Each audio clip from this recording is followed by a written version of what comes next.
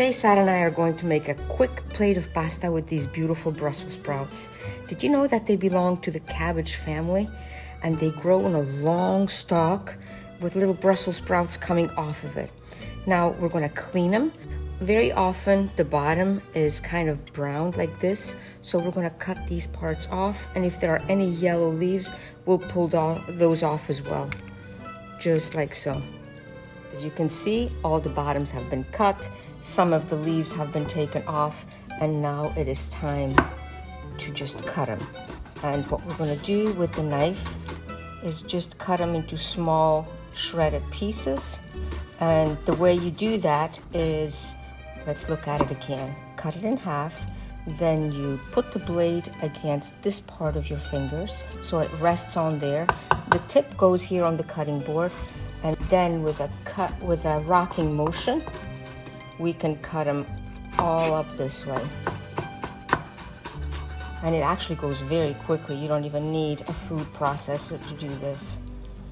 We just like to do it this way. And if you have time, why not? Now, Brussels sprouts are such a fun vegetable because not only are they delicious, but you can prepare them in so many different ways. You can eat them raw in a raw salad, you can boil them, you can roast them. They're just absolutely great. Well, let's put these right in here and make some space.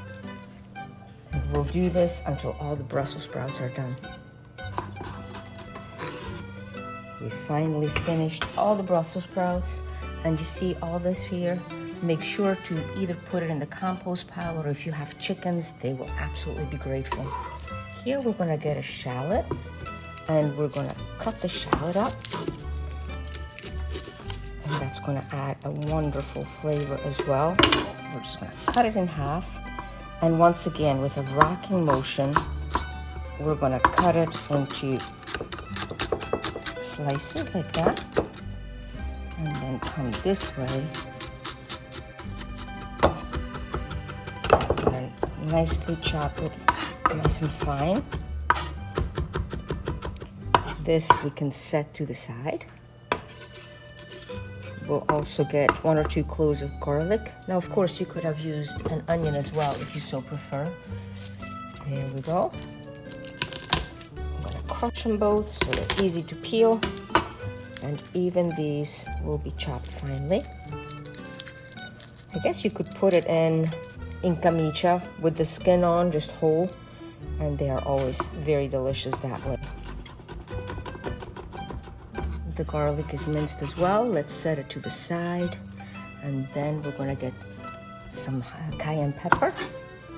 And always make sure if you chop it, and it's a fresh one, to wash your hands really well. We just about prepped everything. The last thing we need to do is the bacon.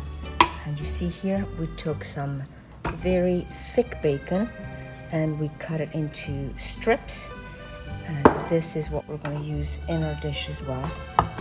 Our pan has been preheating. We're going to place the bacon in, put it back into the oven, and just allow the grease to kind of come to and melt. This, we're going to add the shallot, the garlic, and the cayenne pepper.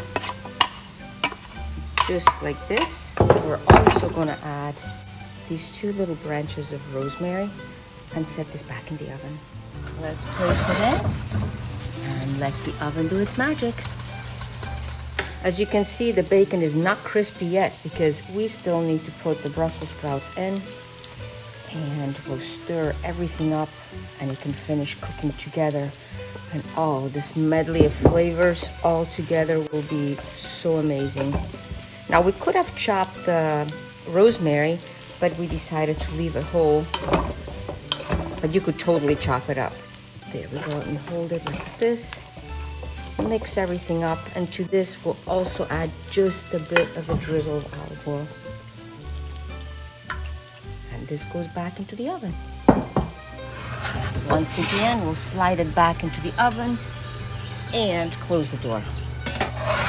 Once in a while, just pull it out and give it a quick stir. And you see all these goodies right down here in the bottom.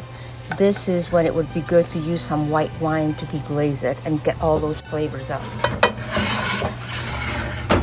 Before we add any salt, I want to taste it because the bacon is salty, but it needs just a little bit of salt.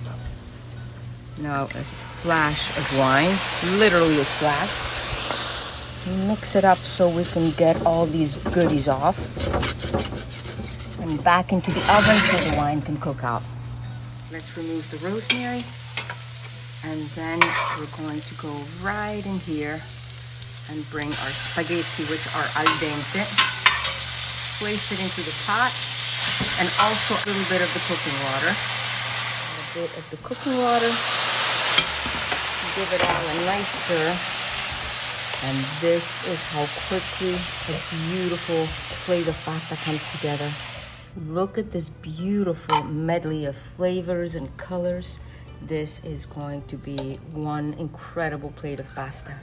Now, in order to plate it, we're going to roll it up just like so, transfer it into our plate, and then add some wonderful goodies right to it. And top everything off with just a bit of Parmigiano Reggiano. Look at this. And of course, we're going to top everything off with some wonderful olive oil, but here just a few little slices of the cayenne pepper and a good drizzle of olive oil. And here we are, an easy, quick, flavorful plate of pasta, and I can barely wait to dig into it. I'm going to wish you un buon appetito, guys.